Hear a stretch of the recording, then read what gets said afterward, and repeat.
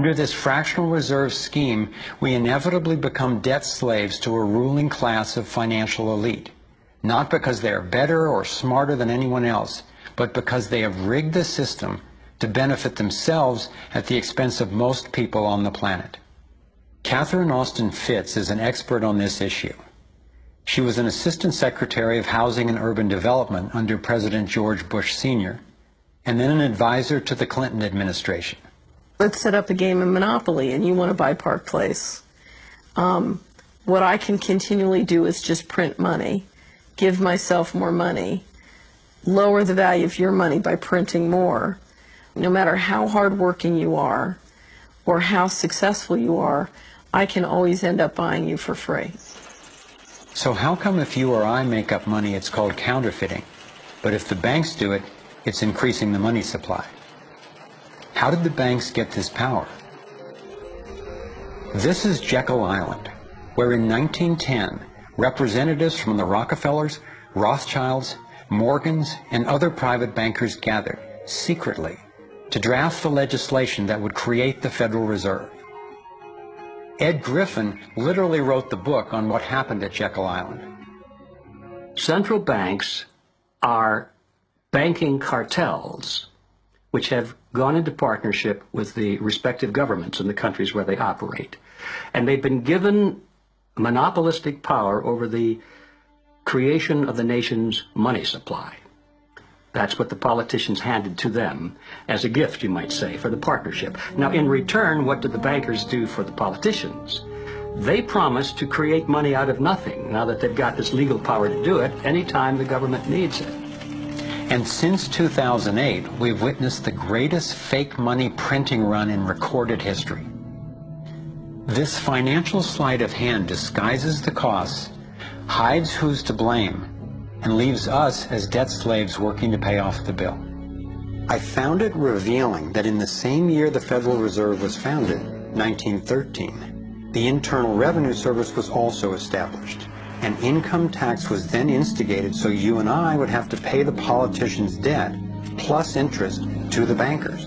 The problem is we have a privately owned central bank system in the United States disguised as a government-owned system. Now, if you look in the telephone book here in the Washington, D.C. area, you look up for Federal Reserve in the blue government pages, it's not there. It's in the white pages right next to Federal Express. It's a privately owned central bank. What is the proper relationship, what should be the proper relationship between a chairman of the Fed and a president of the United States? Well, first of all, the Federal Reserve is an independent agency, and that means basically that there is no other agency of government which can overrule actions that we take. There is no other agency of government which can overrule actions that we take. We have a private bank that prints money on behalf of the Treasury. The Federal Reserve prints money on a debt-based system which creates scarcity. But it puts a group of insiders in a position of having access to all the data about the economy when we don't.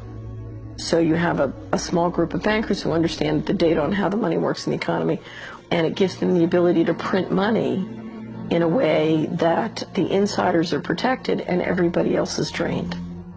Catherine went on to compare a healthy economy to a vibrant torus, balanced, freely flowing, and energized throughout, in contrast to what's happening in our current economy.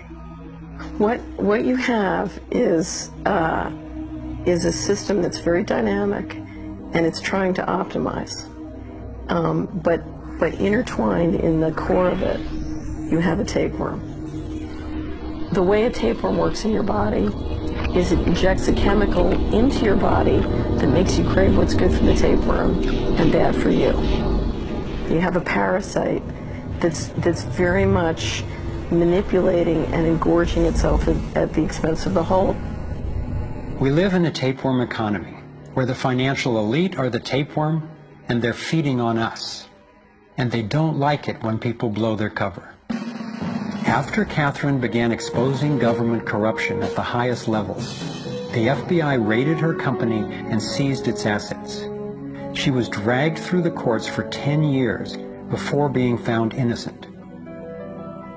So we've got the Federal Reserve, a privately owned corporation with a monopoly on creating money, but with no accountability, backed up by a government with a monopoly on force. The country got sold on the Fed as an institution that would help stabilize the economy and remain independent of politics. But in fact, in close to a century of existence, the Federal Reserve has done just the opposite. Since they took charge, we've been robbed through inflation, and the purchasing power of the dollar has declined more than 96%. And the wealth gap makes it clear most of the money is going to a very few.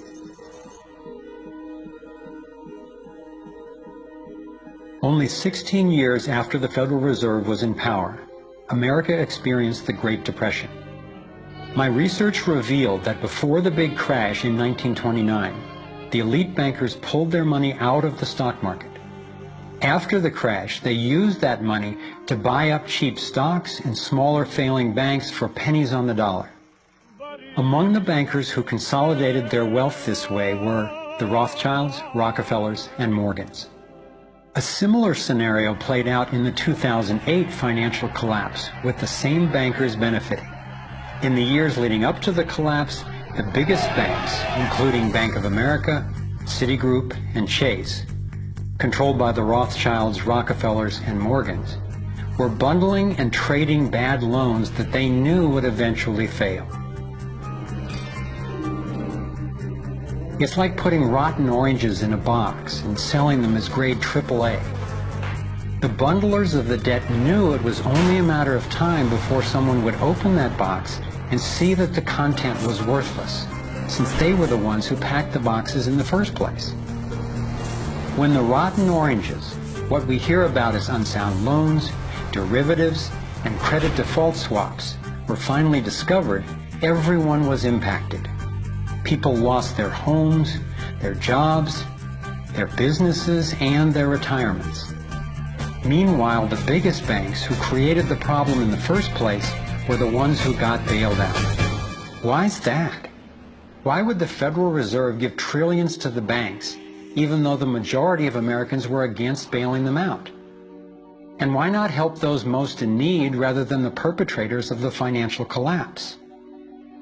My research led me to believe that the same people who created the Federal Reserve, the Rothschilds, the Rockefellers, and the Morgans, still control it, and they use this scheme to bail themselves out at our expense. Many of the banks created are still the most powerful lobby on Capitol Hill.